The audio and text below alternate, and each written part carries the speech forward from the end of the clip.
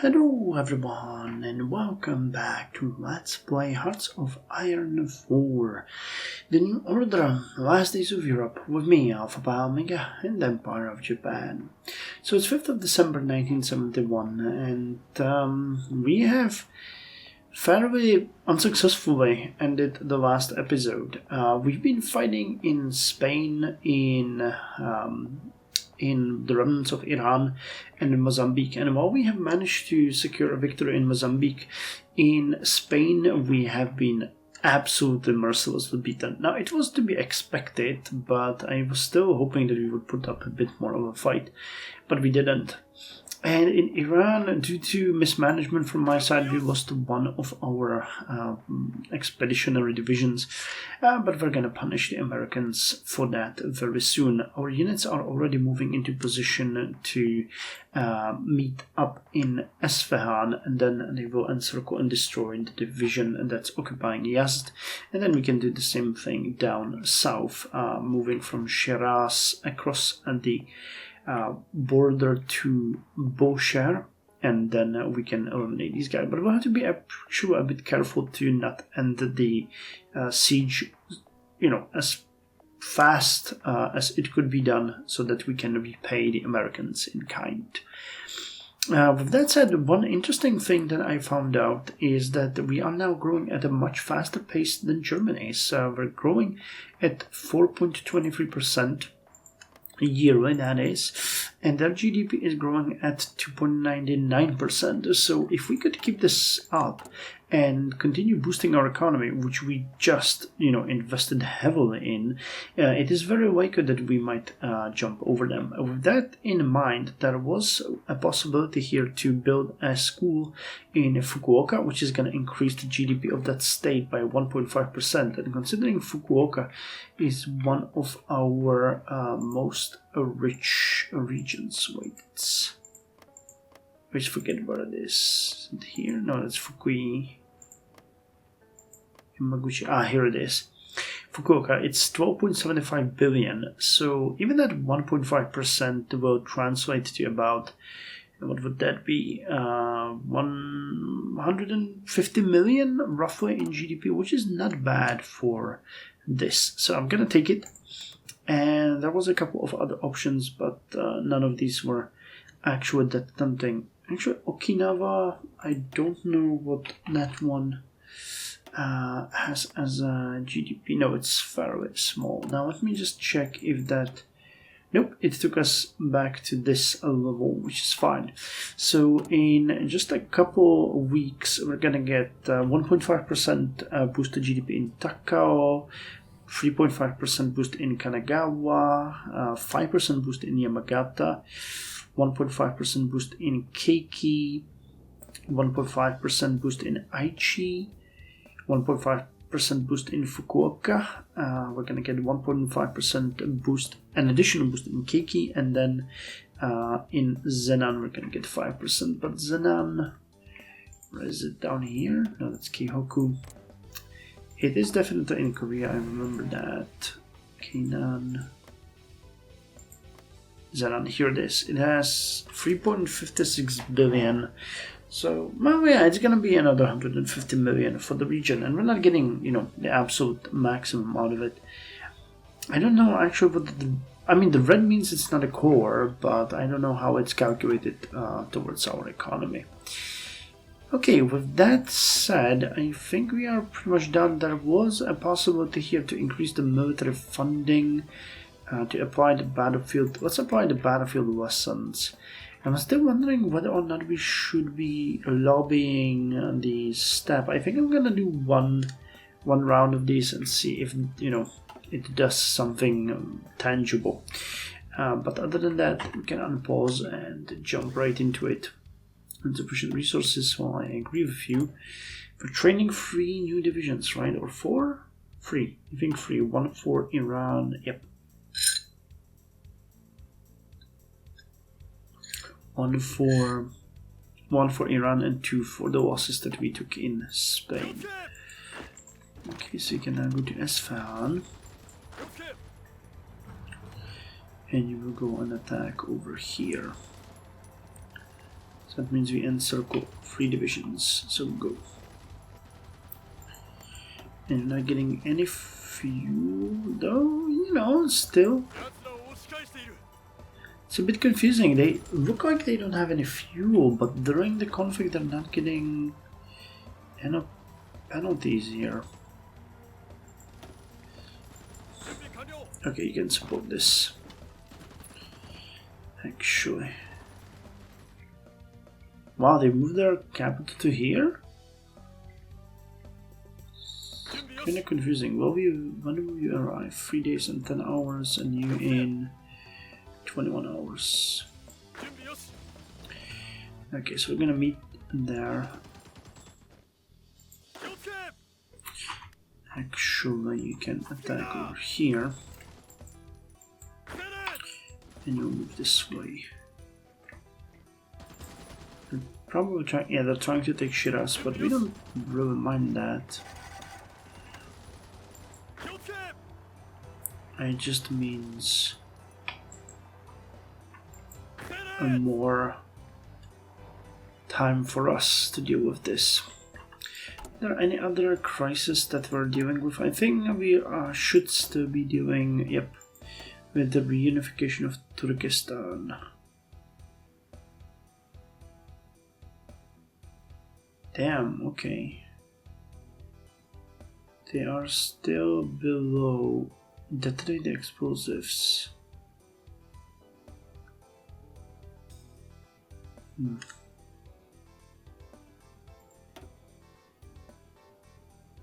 We could just delay it, but I don't think that's gonna do anything.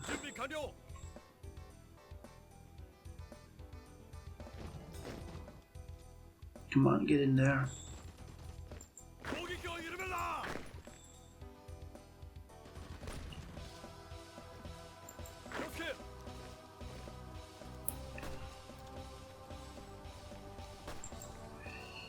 Get in there and attack. Yes, okay, now we have fuel. Amazing job, guys.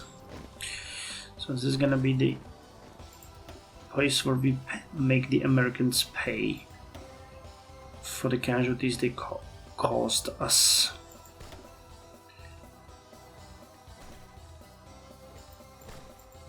Don't you worry. We gotcha. Get in there, lovelies, and make them regret everything they've ever done to us.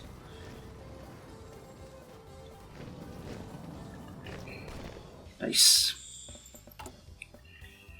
Yeah, with a bit of hate and bitterness, never hurt anyone. Okay, so poverty is at 26.87%.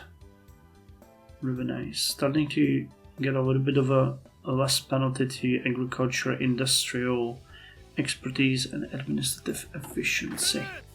Nice. So you can now eliminate you.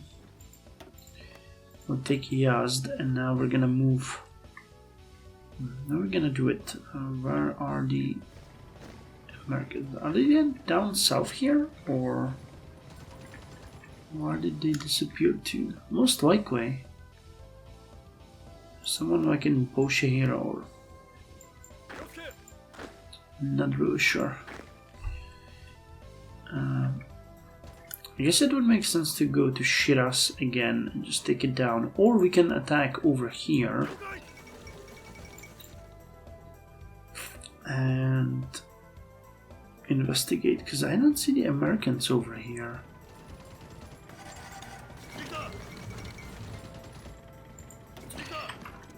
The conclusion of the Turkeskenes. So the name... I didn't check it. More news from out of Central Asia today, as the ongoing unification talks between the majority of Central Asian states has fallen apart, with the deaths of several diplomats from the respective states. With the talks effectively collapsing, it seems that the Turkestan region, an ally of Germany, is mobilizing to intervene. The international response from these events has unfolded more or less as expected. The Pact has unsurprisingly celebrated this victory, citing it as a victory for Central Asian self-determination, though the government of Turkey and the sphere have refuted it as anything but Turkey in particular, naming it the death of diplomacy in the region.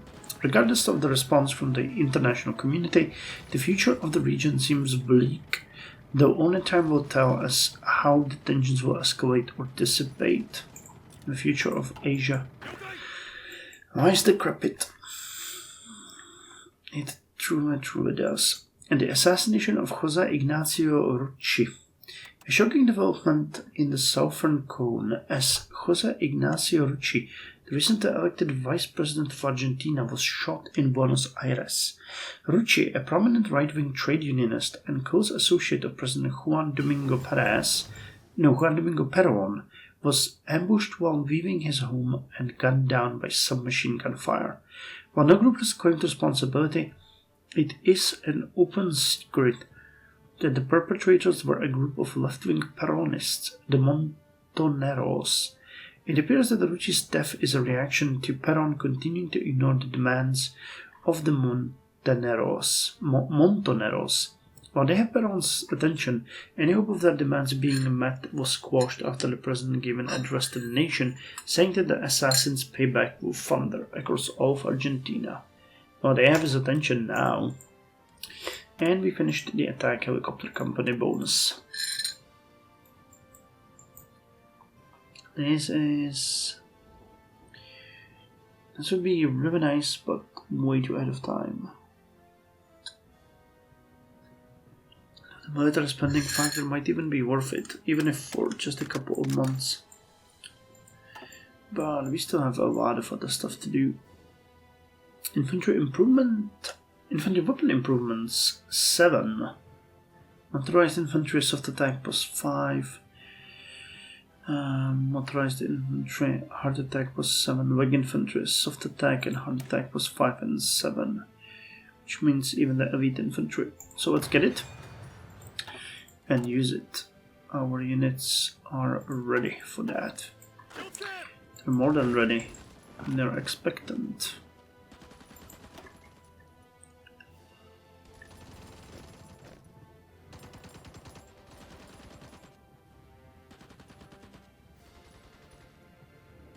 That's interesting. The Ocean Division is fighting here, while others are trying to get in there. Foreign policy decision. Increase involvement.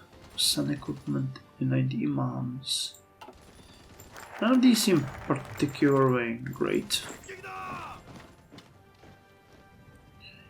Okay, I really want to defeat the American division. But where the hell is it? Did they eliminate it? I find it hard to believe. There was an American... It has to be here or in Boshar. Okay, so moving forward. It was not often that the nobility would travel down to the halls of the House of Representatives. Here they were, however, dressed in suits so sharp they seemed to cut the thin air with their gleam. They were here for the Ikeda cabinet and government success in managing the state and balancing the interests of the Japanese people. The night was young, but the sake flowed freely from cup to cup. The Prime Minister seemed to drink as well, which confounded some of the cabinet ministers. "Congratulations for your success," Kido Koichi offered, seating himself next to the Prime Minister. "Amazing work. I envy you, Prime Minister Ikeda, for doing so much the inner ministry could not." A word of praise from Marquis Kido?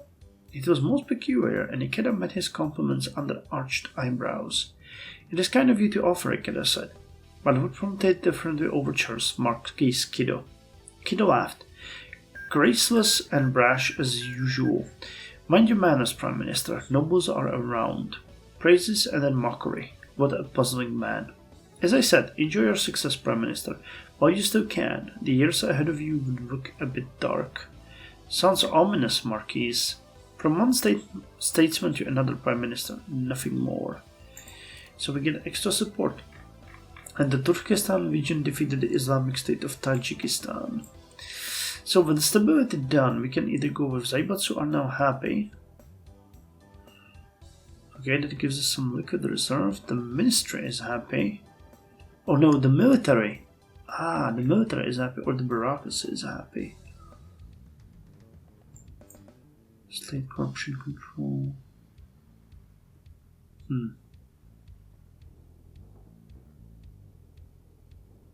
They spend it well. Corporate Regulation Act. Well,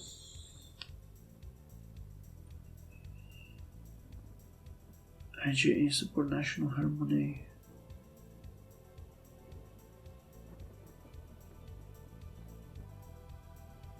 Corruption control. Okay, so let's go with the bureaucracy is happy and then corruption control. This will give us a bit of a power and approval in the House of Peers. As was promised when Ikeda entered office, the balance of power in the Japanese government has been preserved without permitting corruption, kickbacks, or graft. We have gained a great deal of goodwill among the bureaucrats for navigating the challenges we faced without enacting any major shakeups in the structure of the government. This should keep our policies much easier to enact in the future. Okay, so you guys need to go this way. Jesus, these guys are just done.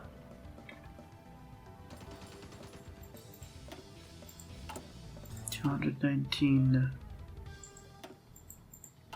construction units. That's good. So we managed to do anything here. Port. Increase the military funding. I think we do these two. Okay, so we'll be the IJN and we'll be the IJA. That's gonna hurt our relations with them a bit, but we had 100%, so yeah, now we get 95. That is nothing. We should be more than fine, and we'll see if it has any result. It acquires nuclear weaponry. Gosh. Okay, the Americans are not here. I don't know where they are. The Italian government announced earlier today that they successfully tested the atomic bomb earlier this week in the Sahara Desert.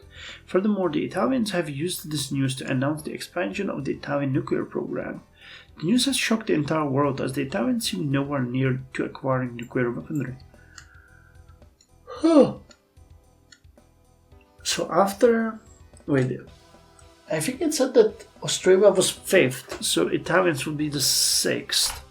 The ascension of Italy to a nuclear state is something that would drastically impact foreign relations with the rest of the world. Italy's former friends in the triumvirate must now tread carefully around their former ally, and America and Japan will now most likely treat Italians as an equal. The unspoken elephant in the room, however, is the German Reich. The two powers have always had a cold relationship, but with the Italians acquiring an atomic bomb, it is clear the German-Italian relations will become even more tense than before. It seems that the Cold War is doomed to escalate even further. I think we're actually doing pretty good.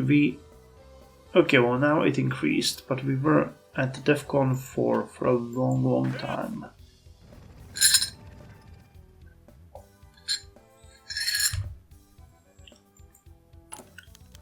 Better military professionalism! Yes, sir! Those two words seem to be the ultimate lesson in the history of military theory. It is not the quality of guns or weaponry that makes an army, but discipline. Those men that hold until the death because of a command will be the ones to claim victory. In a world of absolute war and of brave new weaponry, it seems we often forget that simple fact. An army cannot function without those two words. Luckily, anti-corruption programs in the army and new boot camps have brought our army one step closer to the ultimate goal of Spartan valor. No longer will our men defect or serve political masters, they will serve the generals and nothing else. So we get 0.2 extra daily political power gain, division organization and recovery rate is increased by 5%, attack and defense as well by 5%, planning speed by 15%, max planning by 5%, and special forces capacity multiplier is also increased. So we are now getting 2.56 political power per day, which is way more than we were getting ever before. And as a celebration, we can consolidate our infrastructure in Okinawa. No, let's go with a port construction. Let's do both. We do have a lot of political power. Okay, we're just gonna eliminate you guys. I have no idea where the Americans are. Maybe we have already eliminated their unit somehow. God knows. Also, welcome to 1972. I hope it's gonna be a good year for us. Inflation is just...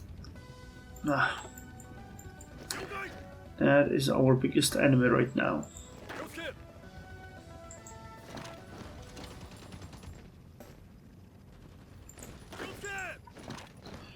Now come the hell on.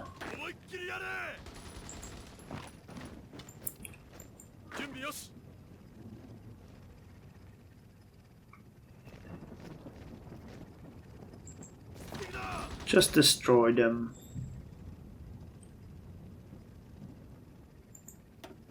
There we go. There we go. And now we're gonna go and take Awas.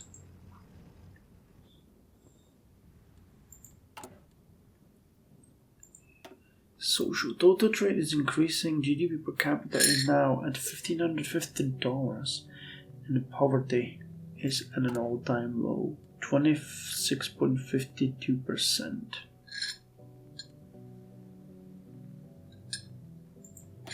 Professional army.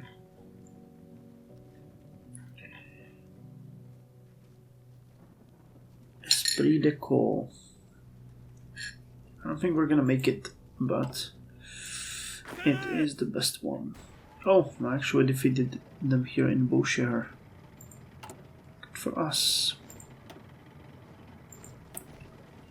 The ranks of the poor shrank last year by 5,479,391 men.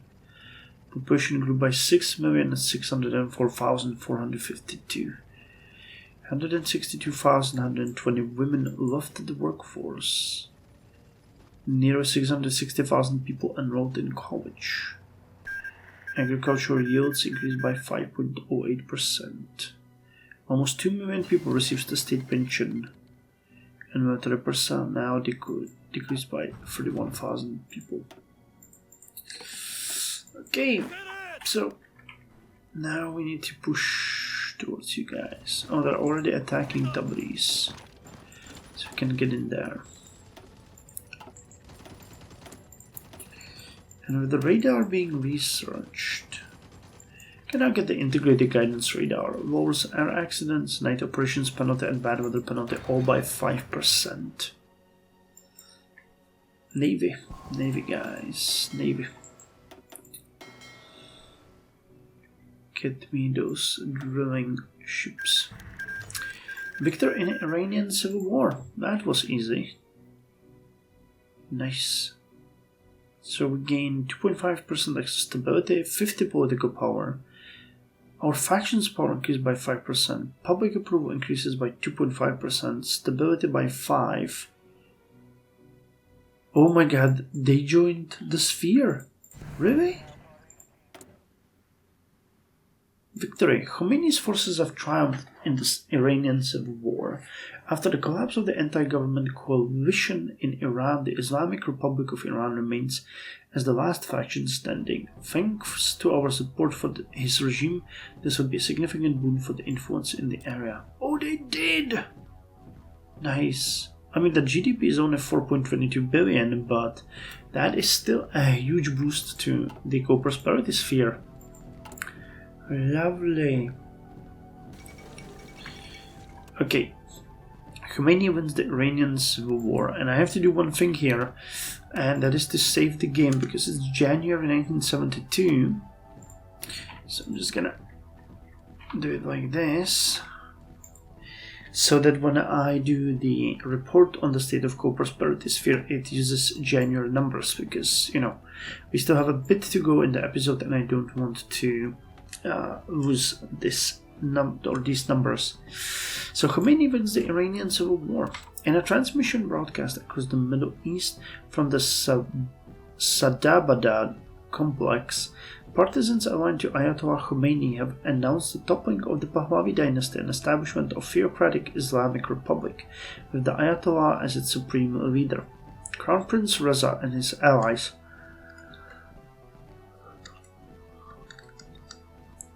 Sabah.com will explain. That's pretty much all of it. It's way earlier than it was in the real world, but Crown Prince Reza and his allies have fled to Germany while Islamic revolutionaries round up and execute their former socialist and liberal comrades. Both Germany and the OFN has denounced the Islamists as fundamentalist traitors to the Iranian nation, but the liberals and socialists have fled abroad in hopes of encouraging one of the superpowers to put down this mad regime. Another nation liberated. We get 100 political power, stability and war support of 3%. They join Daito Kyoken and their military professionalism development will improve. As the raging fires of war die down over the Persian highlands, the situation in Iran appears to have developed against the invasive geopolitical interests of Germany and Washington. The Americans-backed liberals have been slaughtered by civil war, and the Shah's family have fled the country, presumably to find refuge in the Reich, leaving the Shiite revolutionaries to seize control of the fractured nation. As the new government makes enemies of the Germans and Americans, perhaps we can find an ally in the Ayatollah and his men. Western influences flee the region, fearing natural punishment for their pervasive exploitation of the Iranian people and earth. As brothers from across the Indian Ocean who have also thrown out Western occupiers wish to approach the new Iranian regime with open arms and invest interest into the region, recognizing the Ayatollah as the rightful head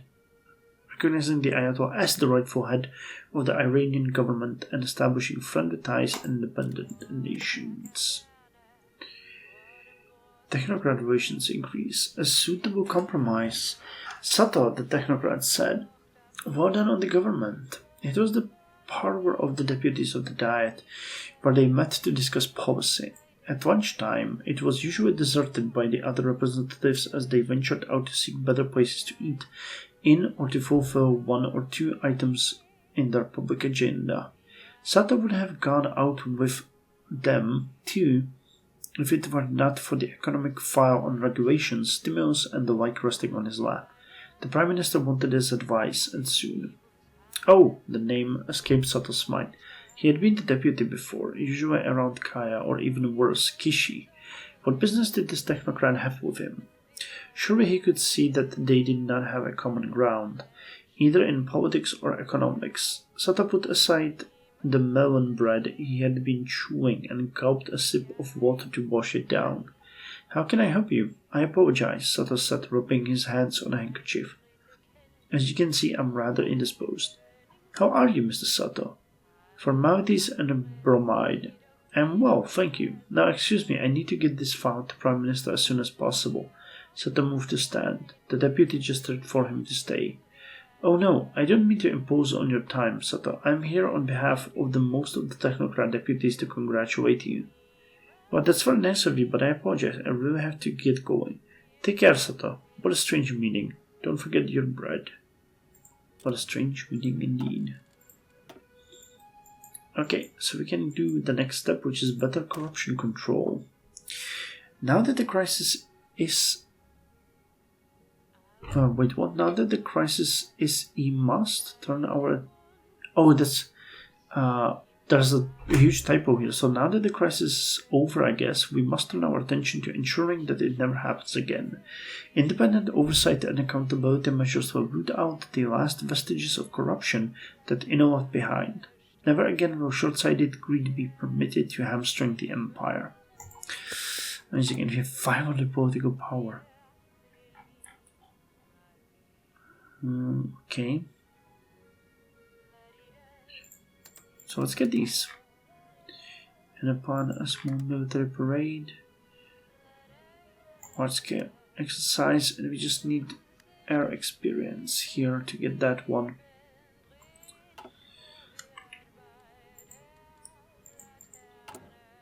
So how are we doing? 340 billion. Achievements 24. Yeah, we're gonna jump over them this year, hopefully. Really hope so. And if we continue with these, Yamaguchi, Hiroshima. How's our power? Oh, 54. That's actually lower than it should be, isn't it? Yeah. Oh, wait, what the hell happened? Why do we now have 159? Okay, so launch a propaganda campaign.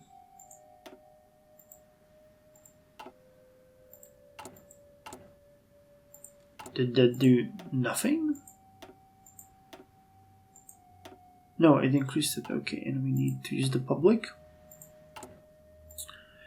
And it might have fixed it. Yep. So the support is 57%, but where did we lose the support? It was supposed to be increased. Okay, we have to be careful, and I can do.